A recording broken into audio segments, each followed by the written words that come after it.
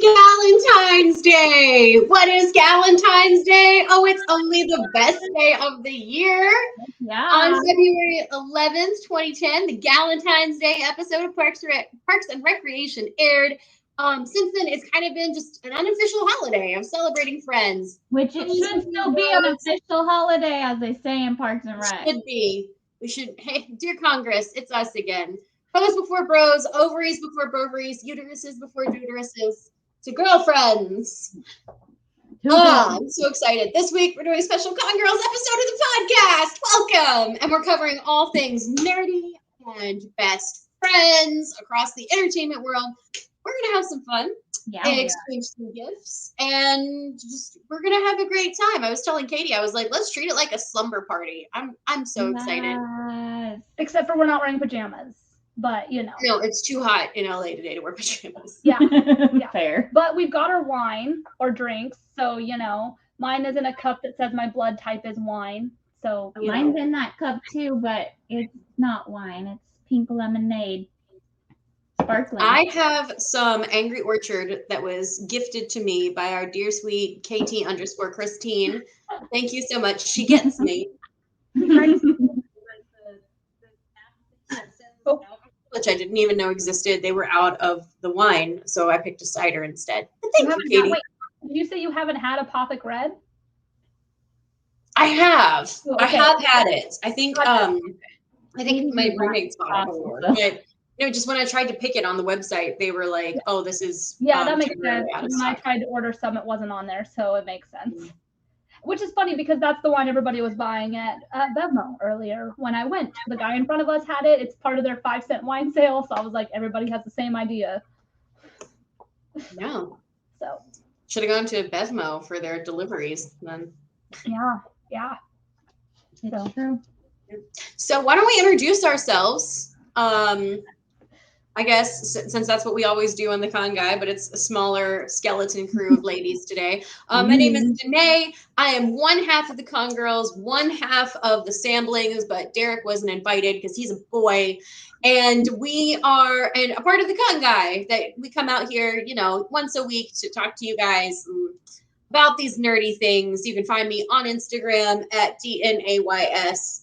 I am a writer and comedian right here in Los Angeles. And with me are two of the coolest people in the world. Take it away, you guys. You want to go first?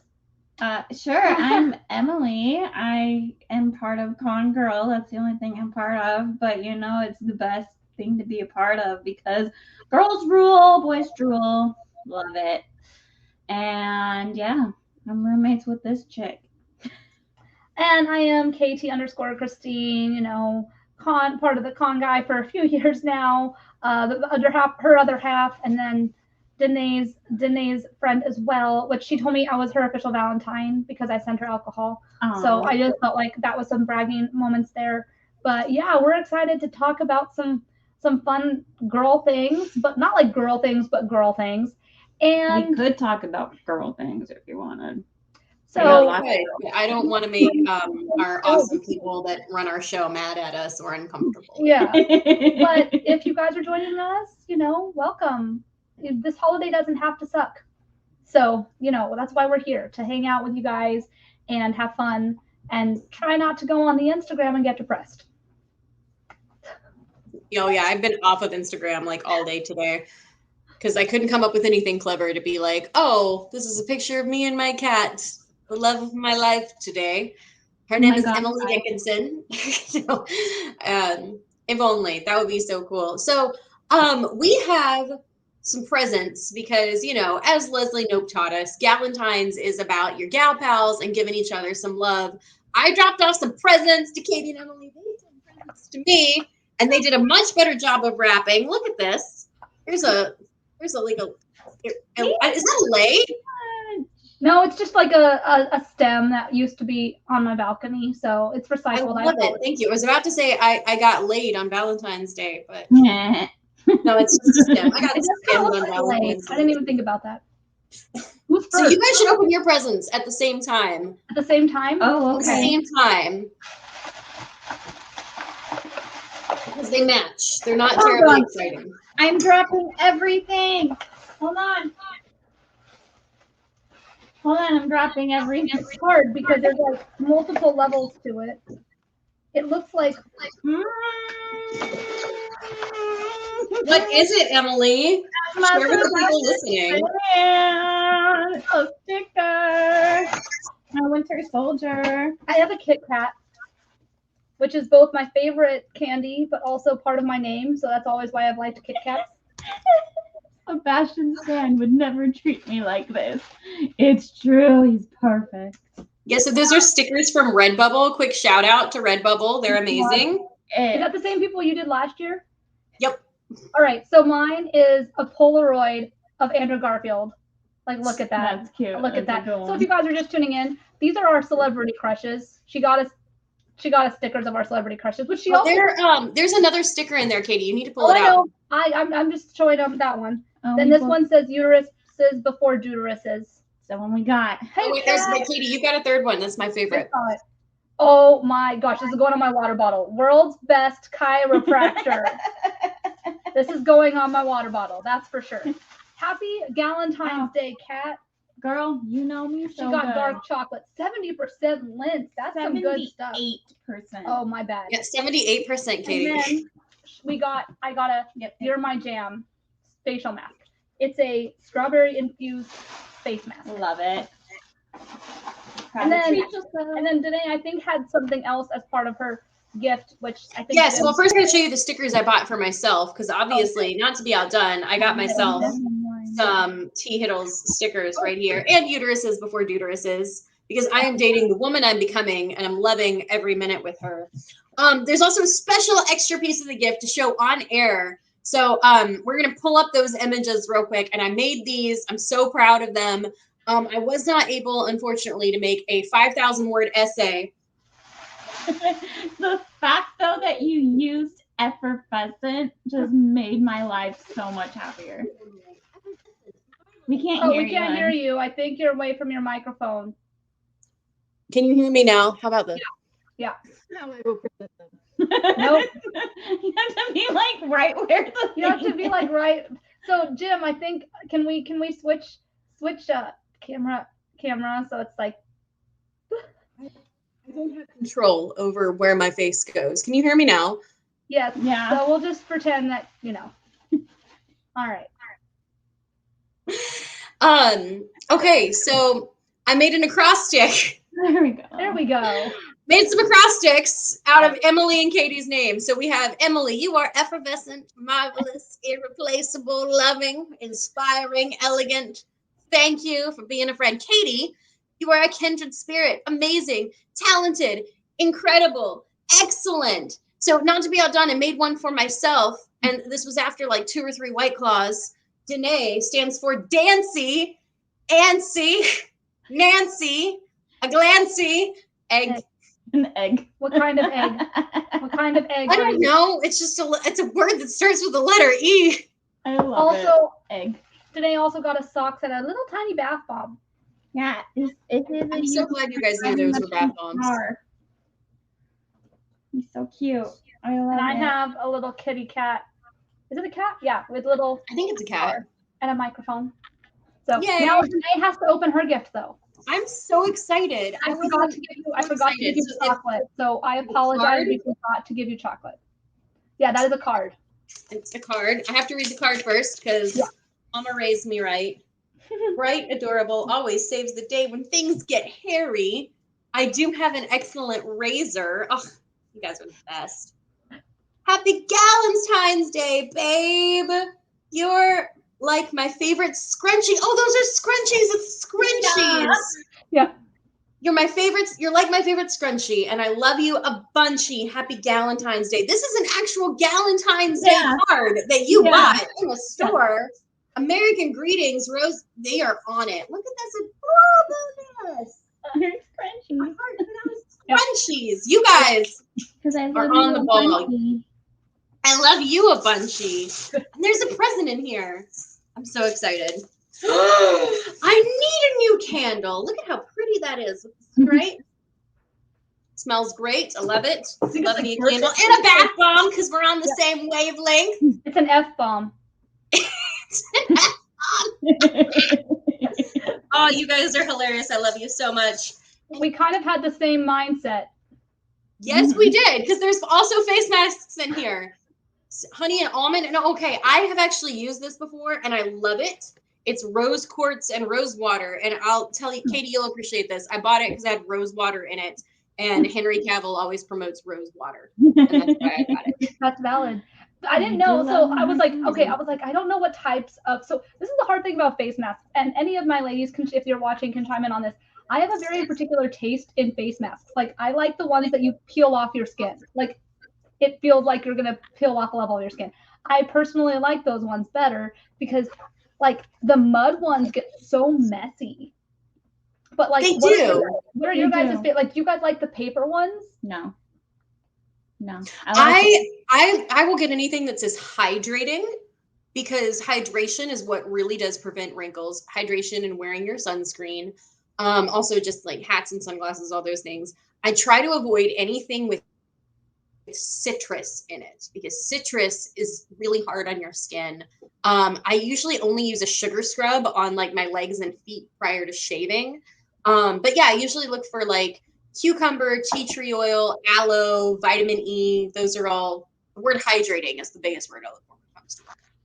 I just like the peel off ones because I like how it feels on my face. It feels like you're just peeling off all the impurities, like on your face, because you're pulling off an entire layer of skin.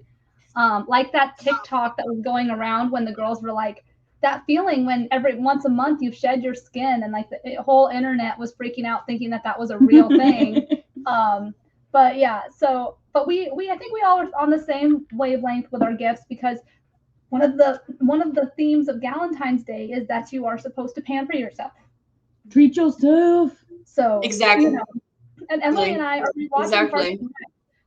rewatching Parks and Rec, and it just so happened that last night we watched the second episode for Galentine's Day, and we're like, this is appropriate. Leslie Knope approved. So I like that. Uteruses before duderuses. Danae will literally put anything in her hair. I will. You're not wrong. I love this, guys. Thank you so much. I feel wonderfully blessed to know you guys, and thank you for thinking of me and this Valentine's Day, this Galentine's celebration that we're having. I'm so excited. I'm excited to get into like all the stuff we're going to talk about on the show. Honestly, I'm really looking forward to it. Should we go ahead and begin our next segment, which is the 10 best BFFs? Yeah, and we start. I also have some honorary mentions on there, which we'll say at the end. Okay, that's fair. That's totally fair. 10 best BFFs. I sent them a note.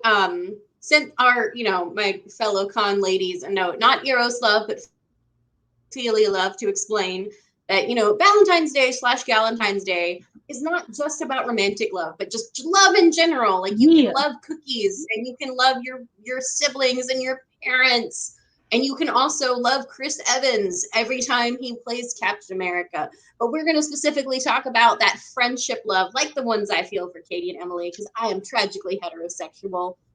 Let's begin. Samesies. Okay. All right. Well, slide 1. Woo! It is. All right, Leslie and Anne, you beautiful tropical fish from Parks and Recreation. Of course, they're number 1 on Galentine's Day. You can't not talk about Leslie Knope. Number 2, Natasha and Yelena from Black Widow. We talked about Black Widow on a whole podcast. It was a great film, right, you guys? Like, so good. What's not to love about finally getting a Black Widow movie? Yeah. And then next on our list of the best BFFs, Coach Beard, Coach Lasso from Ted Lasso. An amazing show. I know we've talked about it on the podcast. I know at least Ben has watched it. Derek has watched it. Ted Lasso is it's about kindness, and these two are great friends. Favorite quotes from it was when Ted Lasso explained, like, hey, you know what the happiest animal is? A goldfish. Because he has 10-second memory. Be a goldfish. It's a great show. And right after these guys is the amazing Rebecca and Keely from Ted Lasso. The show is so good that there are multiple best friends I could be putting on here. but I kept it down to 2. So, something I wanted to point out about these guys, though, is like pretty much every single episode, to people who are concerned with something like this, these characters pass the Bechdel test because they will have a conversation about something that isn't a man, but they also, their drama isn't them fighting. It's, you know, the things they deal with and real world problems, which I so appreciate about a show. Like I get really frustrated a lot. Do you guys, when it's all the drama in a show is just all the drama in a show is just people being mad at each other? Does that happen to anyone else, or is that just me? No, yeah, you're right. No, that's valid. Jim wants to because I think you cut out. Who is that? Who is Rebecca and Keeley? They're from Ted Lasso. They're 2 more characters from the same show. Oh, yeah. Awesome. Yeah, you cut out a little bit. Okay. Obviously, they're not ladies, but like we can appreciate. They can be extended to people who aren't ladies. Let's be real. Oh, you're cutting out again, Danae. Oh my gosh. Can you hear me now? Yeah. Yes. Yeah. I'll just okay. Yeah. So Captain America and the Winter Soldier. Nope. Still quiet. I'm still quiet? Okay. Dang flabbit. Right there. Don't move. Okay. I'm trying to stay close to the mic, as close as I can, but my microphone is my computer. Okay, next on the list, Captain America. In case you're just listening, Captain America and the Winter Soldier. I actually had these guys with one of my closest friends from college. We put them on our graduation caps when we walked. It was great. I'll go ahead and rush through this because apparently it's okay. If anybody wants to send Danae a new mic, you know, she's taking. I would love that. I mean, my computer is a few years old, but it still types and plays Netflix.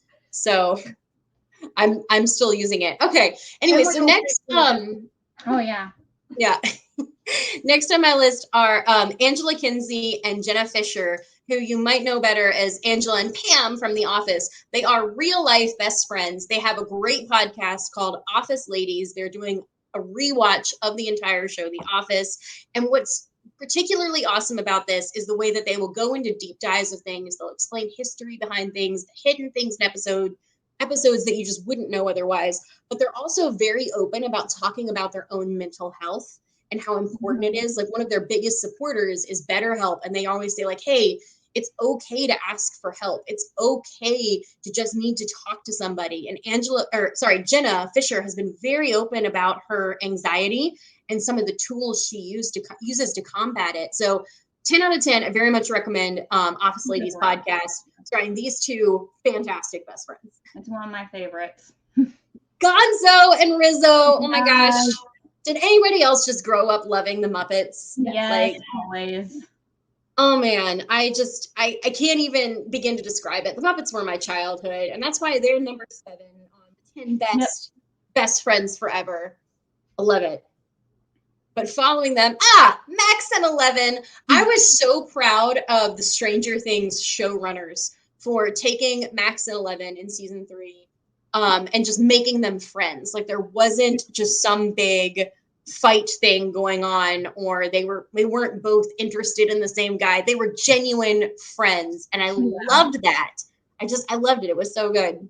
Also, like up until that point, she didn't have any other girls to hang out with, and I do think that was kind of a detrimental plot point for Stranger Things to be like, listen, she hangs out with all guys. She really needs another girl who can do girl things and teach her about girl things, even though they don't technically teach each other about girly things because they're kind of going against the norm and the normal cliches behind being a woman and a girl. But she needs that. She's a teenager. Like every teenage girl needs another teenage girl to like hang out with away from the boys. So. Absolutely. And of course, Peter Parker and Ned Leeds from all the Spider-Man movies. Where he's not going to go evil and kill him or try to kill him. Although, you know, spoiler alert for No Way Home, but it's been literally like 2 months now, so I don't care. This friendship is going to have to go on hold for a little bit because, you know, he doesn't remember. I know. Oh, it breaks your heart. But yeah, and then like their chemistry is so great. Like just like the I promise I won't kill you. Like Emily and I literally say things like that to each other on a daily basis. Like I promise I won't kill you. Yeah, that's great. Ugh. And Winnie the Pooh and Piglet. I am so excited. Winnie the Pooh is in the public domain starting this year. And I feel like, these characters, they just taught us so much as children about love and friendship and caring for one another. So I had to include them. It was actually Emily. You were the one that suggested this. I did. But Winnie the Pooh and Piglet, they're awesome best friends. And this is a girls' podcast tonight. So I can say that. And I'm not going to get interrupted by like my brother or anything.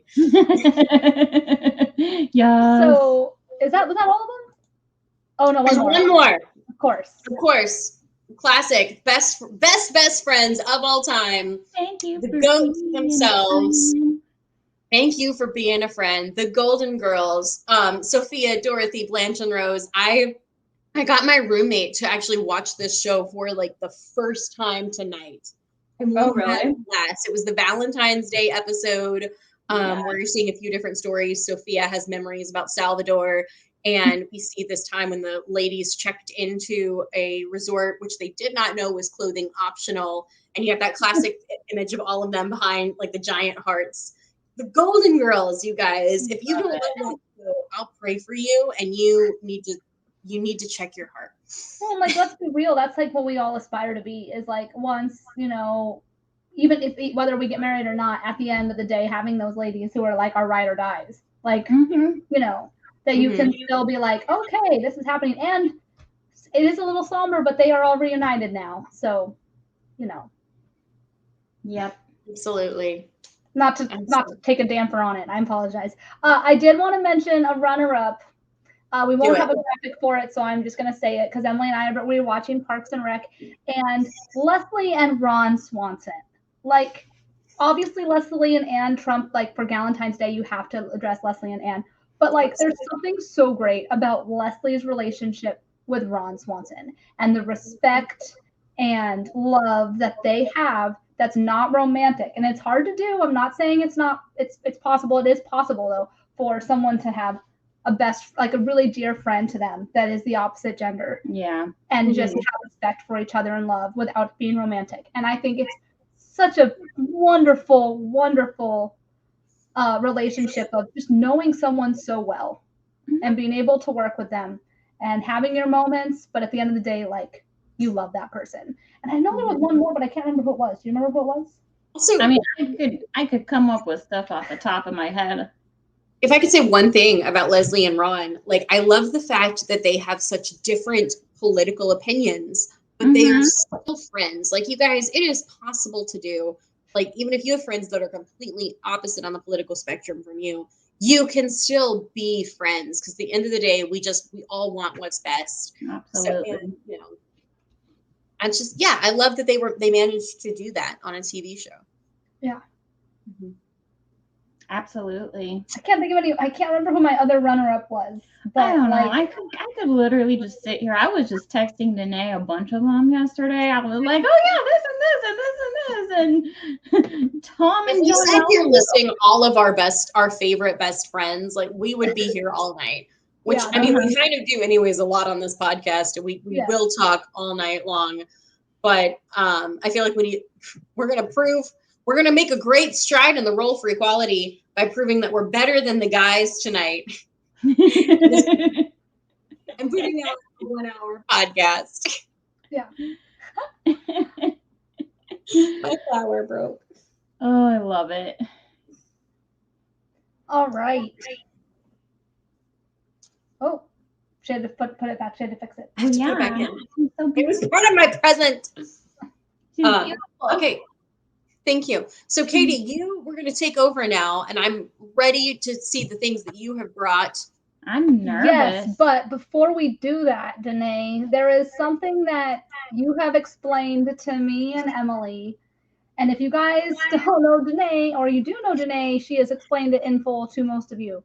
But Danae has this thing called Queen, Son, Husband. In her house, she says that all men have one of these 3 categories. And I'm going to let her explain it to you before we segue into the next part, because it's something. It's quite something. And only she can explain it. Just got to take a couple drinks. It's my 3rd drink of the night, but I want to be in that sweet spot. Okay. So for every celebrity male that a woman is interested in, he falls into one of three categories. So not, every time that a woman is interested in a man, it's not, oh, I am attracted to him. There are other categories for this, and I'm here to explain it to you. So category number one is queen, not king. I've had to correct people on this. It is not king, it is queen. Your queen is someone you respect, someone you support, someone who makes decisions for you. So, like, if your queen says, I support this charity, you say, that's an excellent charity, I'm going to support it too. If your queen says, you know what, only right shoes are ladylike, you will throw away every left shoe that you own. And in my case, my queens are Kenneth Branagh, Benedict Cumberbatch, people like Jeff Bridges. Like I have so much respect for these men. But here's the thing, you cannot be physically attracted to a queen because they are so far above you and you know it.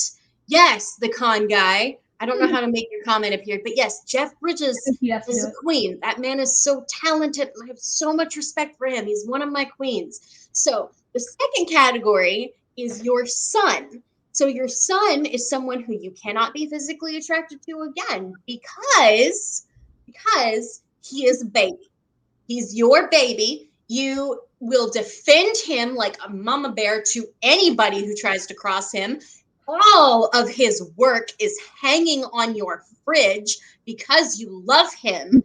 You will respect every piece of art that he puts out.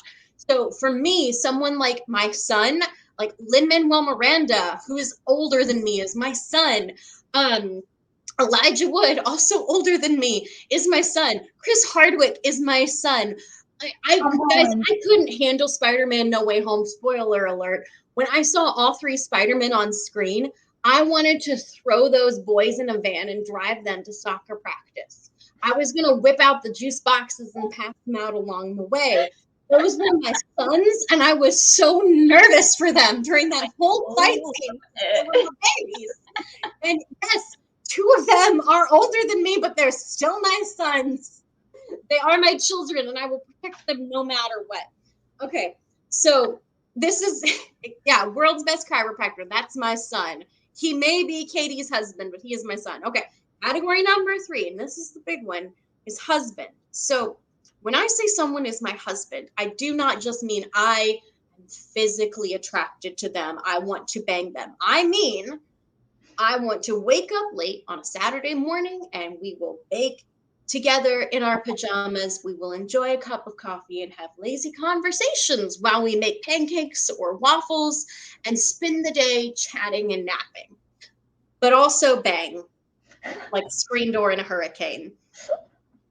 And a husband for me are people like, obviously, you saw my stickers, Tom Hiddleston, Henry Cavill, he's rather not as well known, but Jeremy Irvine from Mamma Mia 2, or if you're like me, you've known him since War Horse. Those are your husbands who, if somebody else says they're interested in them, you have this mild distaste for that person, even though neither of you have ever met this man. He does not know that you exist.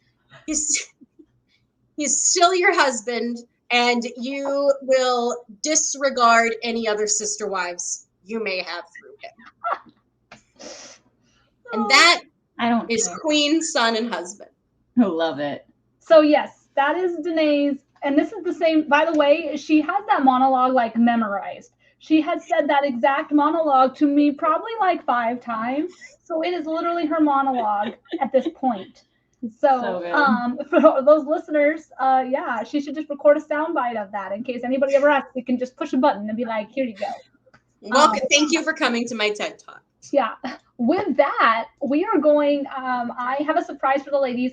I really quickly on the Google, I apologize to anybody. I don't want to take anybody's credit. I have no idea who made these. So if you did, you're more than welcome to comment in the chat or tweet us and I will give you the credit. But I looked on the internet on Google and Pinterest to find cringy celebrity Valentine's Day cards.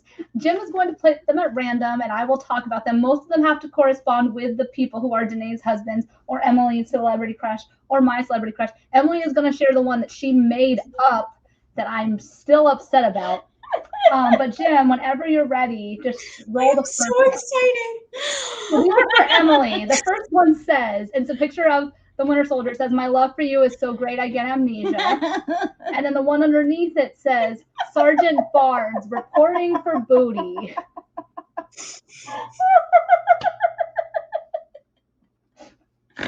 And then we have the Witcher, because all of us love Henry Cavill. Roses are red, violets are blue. It's Valentine's Day. It's great. It's fantastic.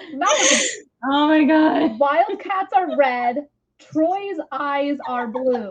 This could be the start of something new for Mr. Zac Efron, because Emily also loves Zac Efron. I really do. And this isn't like a 10-minute Google search. I could do way more if I had more time. Oh my gosh. And then, just because this is not an honorary one for our listeners, it is a picture of Zac Efron holding Ben and Jerry's and a bottle of bourbon, and it says "All a girl needs in life." I mean, it's not wrong. Take away the bourbon, and I'll just take the other two. This was clearly probably taken, or it's not as much applicable now because Zac Efron is sober now. But hey, I love it. Do I have more? Oh yeah, this is for the I'm burdened with glorious feelings for you, obviously because it has Loki on it. So yeah, there's that one. I feel like, oh yeah, and then there is for all of the serial killer true crime fans. I would literally kill for you, and it is Joe from You.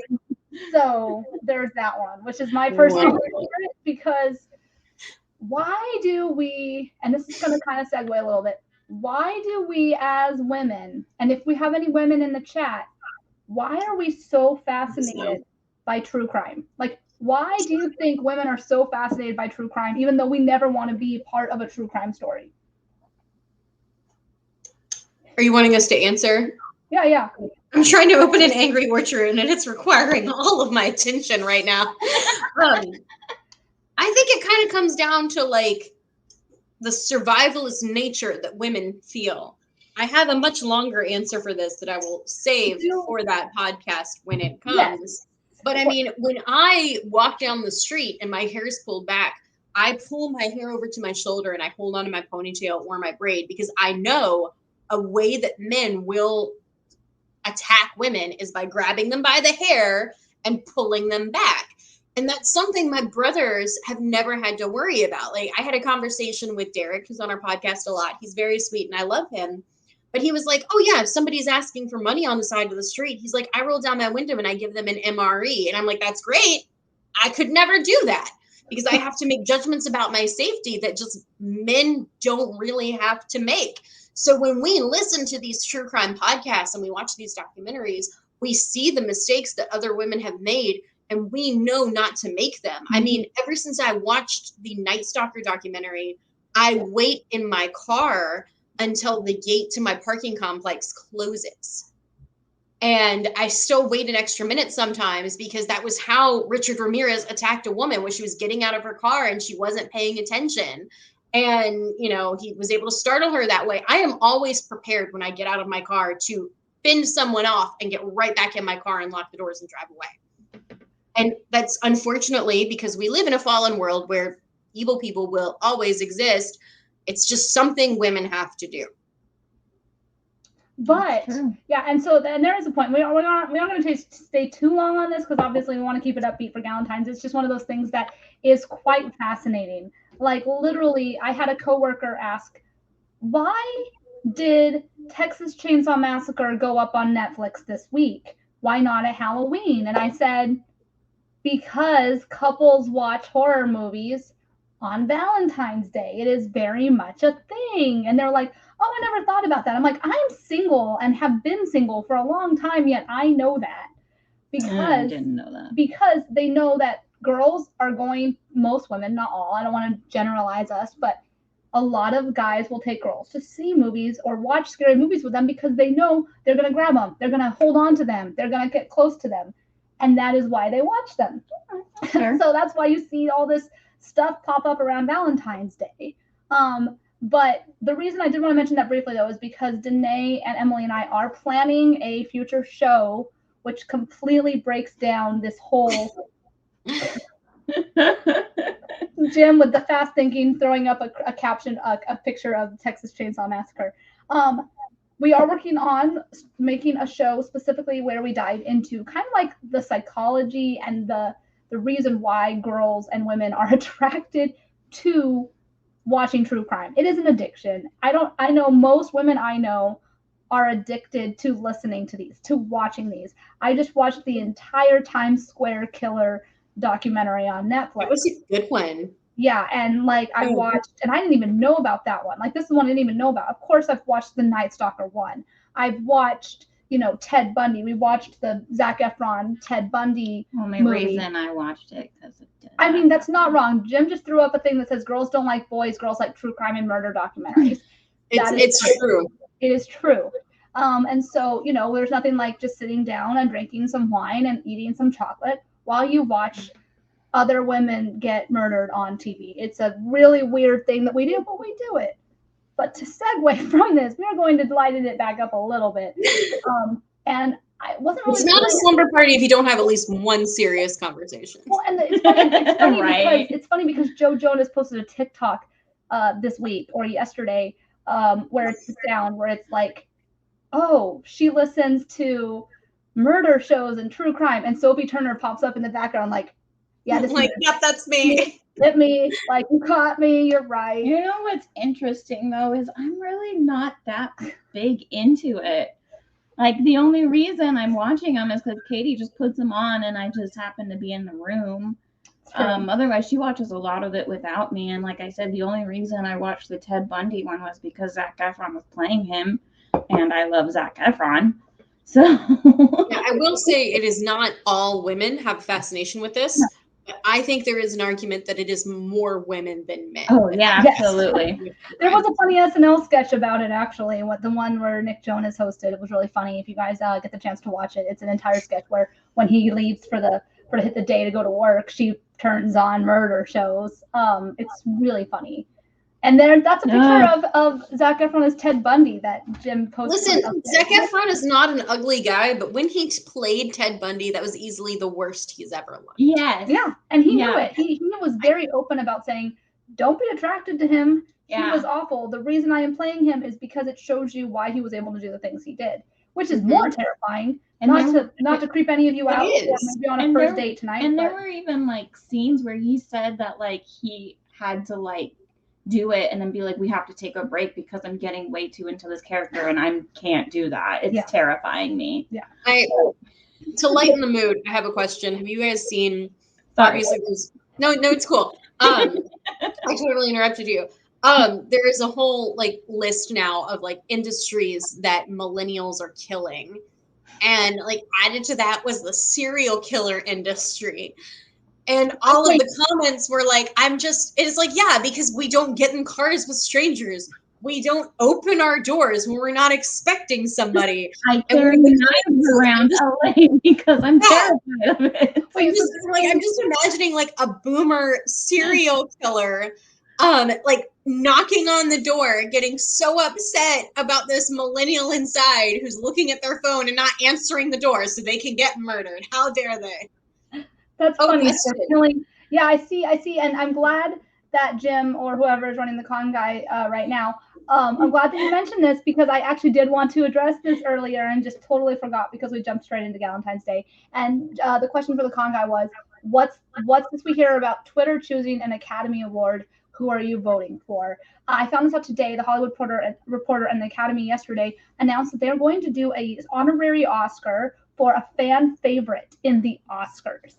They'll not get like an actual award in a sense, but they will get acknowledged. They'll put tweets on the air during the broadcast, and 3 select people who tweet their fan favorite will get to present at next year's Oscars.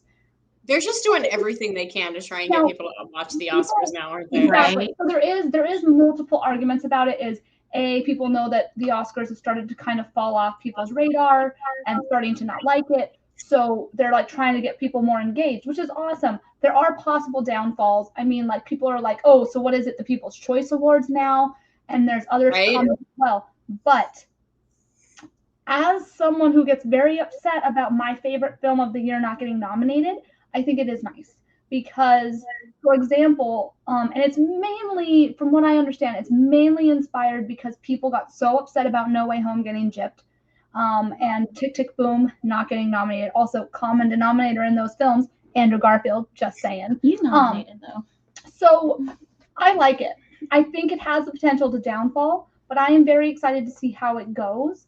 I do like the idea of there being an Oscar category where it is fan nominated because it gives the fans a reason to feel like they are heard. And with the Oscars, you still have your normal categories. Why does it hurt to have one category that is given to the fans? And then there's also one where you can vote for your favorite. It's called fan cheer moment, where you can talk about your favorite scene from a movie in this year. So it's cool that there'll be 5 winners in that category. Their tweets will be shown on the air, and they will get a swag bag with a whole bunch of cool stuff. For more information about it, you can check out the Academy Awards website or Twitter, or the article from the Hollywood Reporter that I did tweet about. I'm excited. I already submitted once, which is weird because it's telling you can submit 20 times a day. They're going to have to sift through so many tweets. A lot. I will spam the hell out of nominating Tick Tick. Like, I will spam it, not just because my celebrity crush is in it, but because it was fantastic. And I watched it 3 times, and I don't plan on stopping watching it. So I do like it, but I can see the potential problems with it. But Jim, you kind of gave a good segue for the way I was going to take this conversation of. I have one comment, and that is, this is not making me want to watch the Oscars, but it is making me want to join Twitter. Twitter's great. People can say what they want, but Twitter's great. Also, Jim just threw up a picture of Andrew Garfield playing the piano in Tick, Tick, Boom as Jonathan Larson. And baby. I know I've said it on the Con Guy, but if you guys are watching this, if you are listening to this, watch Tick, Tick, Boom. Tick, Tick, Boom is a movie for dreamers. It is a movie for anybody who is an artist, who knows that feeling of you can't pay the bills, but you have a passion and you don't know what to do with it, but you know that it is worth being broke for. It is inspiring. It gives beautiful homage to the late Jonathan Larson, who wrote Rent. And Andrew Garfield is nominated for Best Actor. Thank goodness, because he learned how to sing. He learned how to play the piano for this film. And also recently found out that he did, in fact, perform one song live when they were filming. He did at least 3 takes of a song live, which for a musical is a very grueling process when you are filming. And that is not an easy thing to do. And it was in the New York, in the park. Fantastic. Just fantastic. So, I feel like we need to have a Con Guy episode that's just discussing the Oscars this year. Just throwing that out there so Jim will hear it. We should schedule one. Like, we have so much to discuss. Yeah. Oh. What's the blah for? Hate the Oscars. The Oscars. Hate the Oscars. Okay, I do too now, but I used to love them, and that's a whole other rant that we don't have time for, that I would love to discuss. Like, let's talk Oscars, you guys. Like, I used to watch these every year, and now I don't. It's gone downhill, but people are interested. Hopefully this year they'll bring some of it back by having a host, because they didn't have a host the last couple of years, or last year they didn't have a host. It was terrible. Last year's was the worst show I'd ever seen. Gosh, it ended so bad. And it was terrible. So let's hope we can bring back some of that old Hollywood feel to the Oscars. Bring it back, make it people care about it again. But unfortunately, with the movies they nominate, they're Oscar bait. They're popular amongst other actors, not all the time amongst the general public. So let's hope. Here's to hoping they can make the Oscars amazing again. But while we're talking about Oscars, and hashtag make Oscars good again. Yes. My other thing was, because it is Galentine's Day, what are the movies that you think would be great to watch on Valentine's Day, on Galentine's Day? What are your best recommendations? I love me 27 Dresses. I relate so hard to that. The Baz Luhrmann Red Curtain Trilogy. Moulin Rouge, Strictly Ballroom, Romeo and Juliet. Romeo and Juliet, which, I mean, if you got to skip one, let's be honest, skip that one. But if you can only watch one movie, though, I'd say watch Moulin Rouge. So, No, Danae, don't like Moulin they Rouge. did. Emily, you can just leave, okay? I was going to try to go to it, and I actually forgot to message you about it. But here in LA last Saturday, and granted, I couldn't go because, unfortunately, I got the Rona. They did a double feature on 35 millimeter of Romeo and Juliet and Moulin Rouge. And it was like, oh, I want to go to that, but like I just wasn't able to go. But I was like, next time if they do it again, I'll have to hit you up because like, here's the thing, y'all.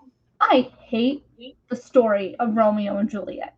I despise it. But that movie is fantastic. Moulin Rouge is so good. But if I could get on my pedestal real quick as a Shakespeare nerd, the problem of why people hate Romeo and Juliet is because it is not done right. It is not supposed to be a love story. It is about two families that hate each other so much that they don't realize that they just killed two children. Mm-hmm. That's a very brief answer that's not nearly as intellectual as it should have been, but it's because people do it wrong. That's why a lot of people don't like it. I just hate the story of the fact that like these kids were so in love and they commit suicide because of things. But Baz Luhrmann did such a great job at having a modern retelling of it that works, but while still keeping the language. And at first you're like, this is weird. They're speaking in Old English, but it's in the 90s, you know? But it works. It works. And having it at Venice Beach, I mean, it's genius. And the costuming is beautiful. Leonardo DiCaprio and Claire Danes are fantastic. So as much as I hate that story, one of my favorites. Emily's is 27 Dresses. I'm just more of a rom-com girl. Yeah, of course. I like to laugh and feel good. I mean, if you don't want to be sad and watch the main characters in, then you should watch Strictly Ballroom, though. Like, amazing dancing, amazing story. It ends happy. Please watch Strictly Ballroom. It's one of Baz Luhrmann's ignored films. That's amazing. I am going to go with, aside from the fact that I love the movie Valentine's Day for obvious reasons, it's not a great, Hollywood blockbuster, but it is a feel-good movie with all sorts of different love stories, and I love it so much. And obviously, I love Ashton Kutcher. He's great, so it's also a thing for me. But also, for me, and Emily and I were like trying to decide what movie to watch tonight. Crazy Stupid Love. It's a good one. That is a great movie. It has all the ins and outs of like a great love story. It's like you're photoshopped. And it's the perfect blend of comedy, but also makes you feel something.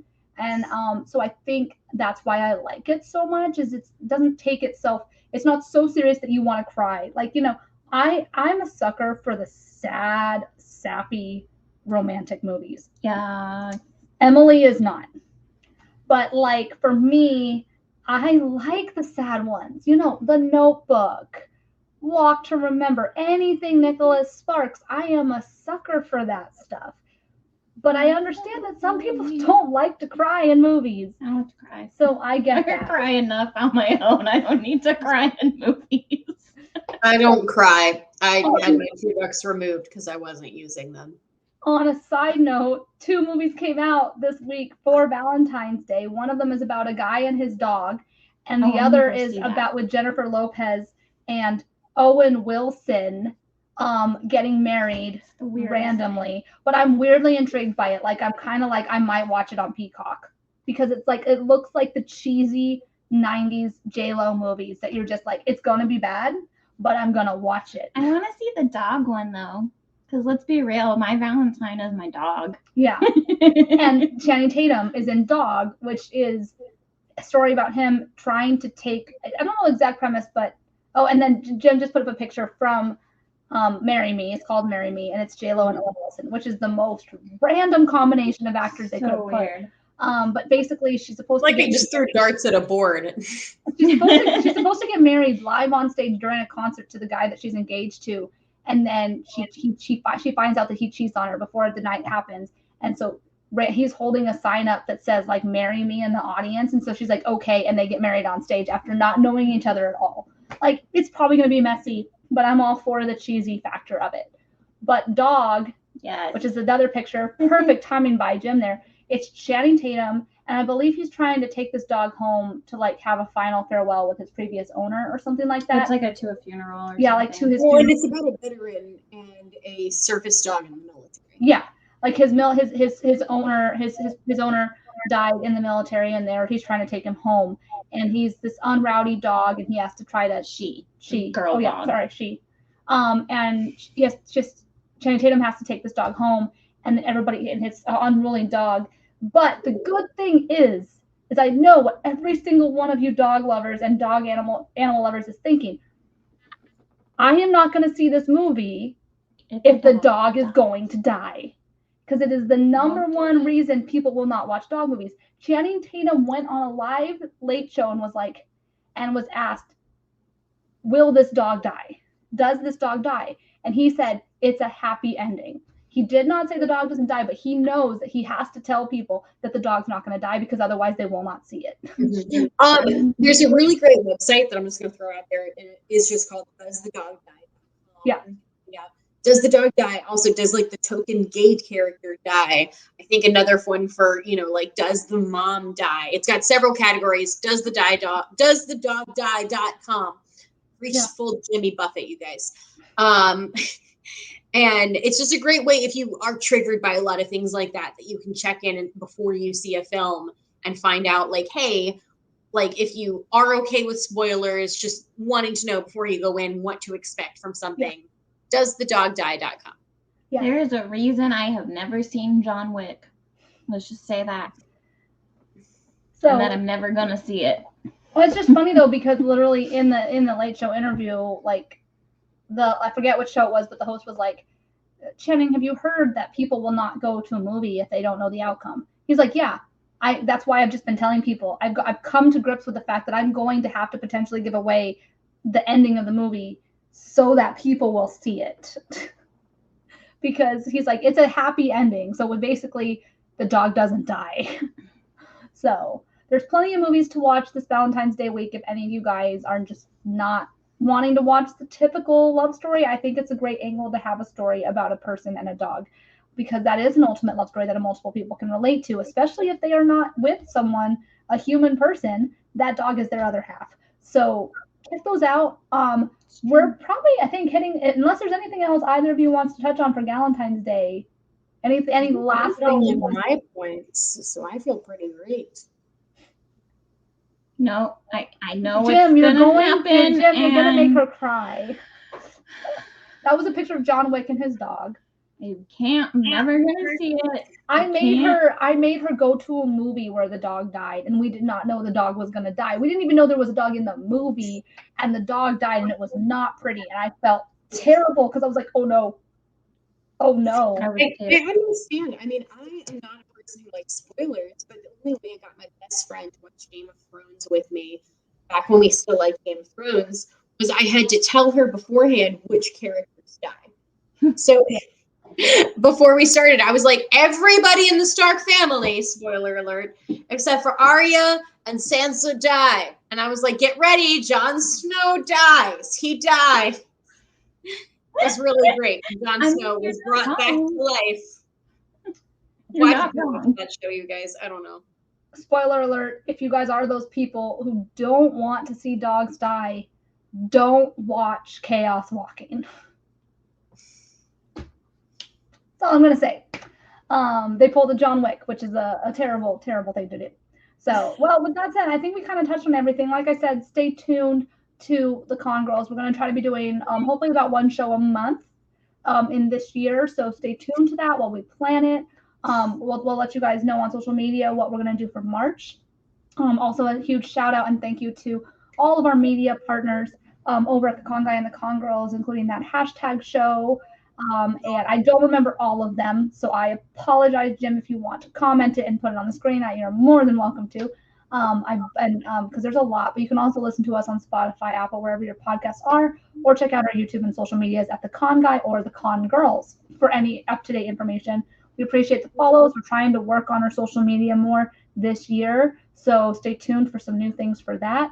And then all of our socials we will be telling you guys in a second, but thank you for being here. As we do our wrap-ups and we say where people can find us, Danae, Emily, tell everybody who your husbands are, Emily, who your celebrity crushes are, if it's not obvious from earlier. But we're going to wrap it out with that, and that's going to be that. So, Danae, you want to go first? Sure. Hey, I'm Danae. It's been a pleasure hanging out with you guys tonight. Thanks so much.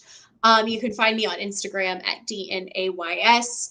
And because it is Galentine's Day, I will tell you that please listen to Husband, Son, Queen. It's a really thorough investigation into how we think. And my current celebrity crushes are easily Tom Hiddleston, Henry Cavill, and number 3 for me has always been Jeremy Irvine, which if Warhorse, Mamma Mia 2, Papa Pia.